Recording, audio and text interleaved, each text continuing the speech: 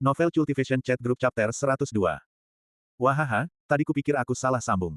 Penelepon terdengar seperti baru melepas beban berat dan menjawab, aku hampir tiba di kota Universitas Jiangnan, jemput aku. Hah, menjemputmu? Boleh tahu siapa ini? Gao Moumou merasa curiga. Ada yang mau datang jauh-jauh ke kota Universitas Jiangnan. Siapa gerangan? Kamu menyakitkan hatiku. Bagaimana bisa tidak mengenali suaraku? Penelepon berbicara dengan gaya berlebihan, ini aku, sahabat karibmu, George. George. Gao Moumou berusaha keras mengingat, tapi dia tidak bisa mengingat siapapun dengan nama ini, aku belum pernah mendengar namamu sebelumnya. Penelepon kembali terdiam. Jangan ngawur, katakan saja siapa kamu, kalau tidak aku tutup teleponnya. Balas Gao Moumou. Ini aku, Suge Zongyang. Penelepon dengan pasrah menyebut nama Tionghoanya. Setelah mendengar nama ini, wajah Gao Moumou tiba-tiba pucat. Dia teringat insiden di mana kesuciannya ternoda dengan dipaksa dibungkus. Suge Zongyang yang adalah kakak laki-laki Suge Yue, juga salah satu teman masa kecil Gao Moumou. Seperti Suge Yue, Suge Zongyang adalah blasteran. Seperti Suge Yue, Suge Zongyang juga sangat menyebalkan. Gao Moumou menarik napas dalam-dalam dan tiba-tiba menjauhkan ponselnya dari telinganya dan berteriak ke arahnya, halo apa yang barusan kamu katakan? Apa? Sinyal di sini buruk, aku tidak bisa mendengarmu aku sangat sibuk saat ini, bisa kamu telepon lagi sebentar lagi. Ah, ponselku juga hampir habis baterainya. Kalau begitu, aku tutup teleponnya. Setelah pidatonya, panggilan diputus tanpa ragu-ragu. Selama kompetisi olahraga, aku benar-benar tidak ingin kontak dengan kedua orang bermarga Suge ini. Namun, tepat setelah menutup panggilan, Suge Zongyang segera menelepon kembali.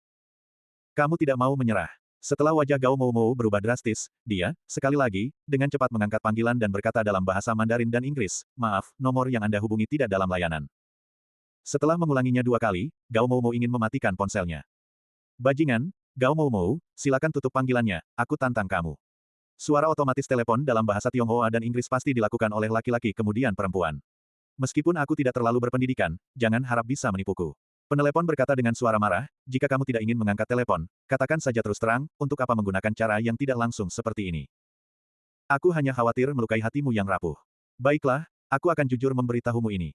Aku, tidak, mau, menjemputmu. Kata Gao Moumou sambil menyeringai. Bajingan, tunggu saja. Suge Zongyang dengan kasar menutup telepon.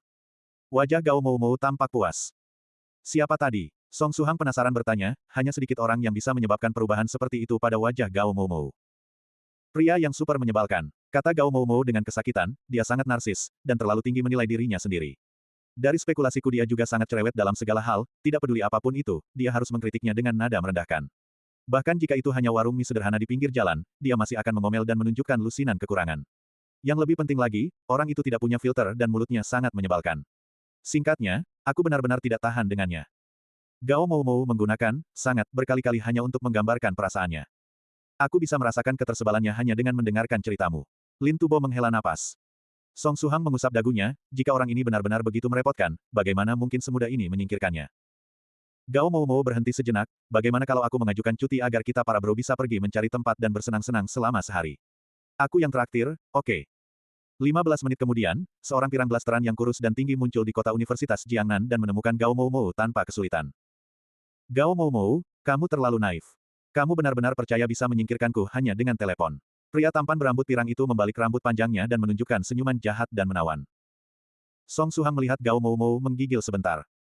Suge Zongyang berambut pirang mengeluarkan ponselnya, mengetuk layar beberapa kali, membuka sebuah aplikasi, dan dengan bangga menunjukkannya kepada Gao Moumou, kamu lihat ini. Ini adalah aplikasi yang kubayar untuk khusus disesuaikan untukku. Dengan aplikasi ini dan nomor ponselmu, aku bisa mempersempit lokasimu hingga dalam 5 meter. Aku meneleponmu hanya untuk memberimu kesempatan menjemputku, bahkan jika kamu tidak datang, aku masih bisa menemukanmu dalam hitungan menit.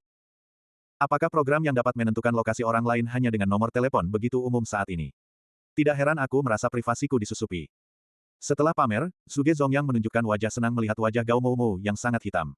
Setelah itu, dia dengan bersemangat berlari ke samping Tubo dan dengan hangat menjabat tangannya. Wahaha, bros, apakah kalian semua teman Gao Moumou?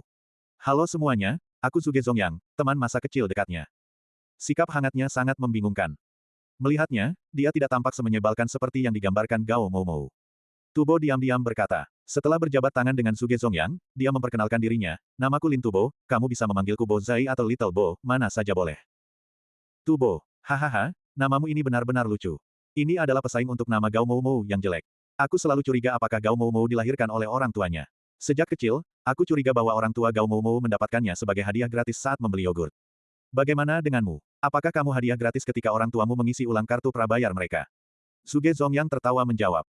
Pembuluh darah di dahi tubuh mulai menonjol, aku tarik kembali kata-kataku, orang ini memang menyebalkan. Hanya dengan satu pertemuan, dia bisa menyebabkan tekanan darah seseorang melonjak. Mulut orang ini begitu sembrono sehingga ajaib dia bisa hidup sampai sekarang. Setelah itu, Suge Zongyang dengan hangat menjabat tangan Song Suhang, bro, siapa namamu?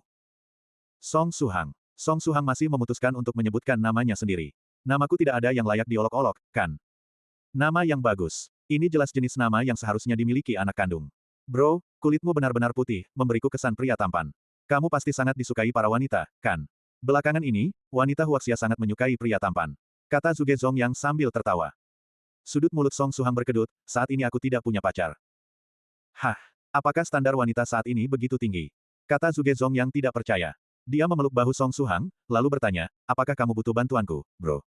Aku tidak ingin menyombong, tapi aku hanya perlu menelepon sekali dan terlepas dari apakah itu gadis murni segar, wanita muda cantik, loli setia, atau wanita elegan dan acuh tak acuh, tidak ada yang akan menolakku. Sebaliknya, mereka semua akan datang kepadaku dengan semangat tinggi. Orang ini sudah bertingkah seperti kita super akrab. Sangat luar biasa. Song Suhang tidak bisa tidak bercanda, Suge, mungkinkah kamu bekerja di industri kurir? Ini karena Suge Zongyang praktis menggambarkan pekerjaan seorang kurir, yang bisa membuat wanita dari segala usia dan kepribadian datang kepadanya dengan semangat tinggi. Untuk menerima paket. Suge Zongyang tertegun sejenak dan kemudian membalik rambutnya dan berkata dengan cara narsis, Suhang pernahkah kamu melihat orang yang melakukan pengiriman ekspres yang setampan aku? Di dunia ini, kurir mana yang bisa setampan, elegan, muda, dan kaya seperti aku? Pada saat yang sangat ini, fan pengiriman Feng Shui yang jauh tiba-tiba berhenti. Seorang paman yang sangat karismatik dan tampan melangkah keluar darinya.